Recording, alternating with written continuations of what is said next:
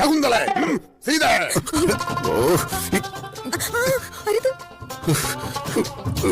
ആരായാലും ഊരിട്ടോ. എന്റെ കുഞ്ഞിനെ കുറിച്ച് അനാവശ്യം പറയരുതെന്ന് നിന്നോട് ഞാൻ പലതവണ പറഞ്ഞിട്ടുണ്ട്.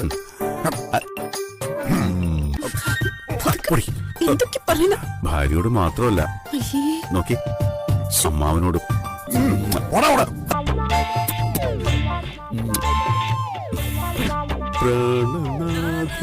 തീരുമാനിച്ചോ? കഷ്ടം ഇത്.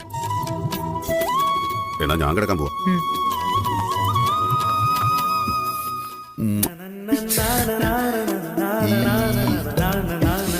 ശരി, എങ്ങനെയുണ്ട് ഇന്ദ്രേട്ടാ?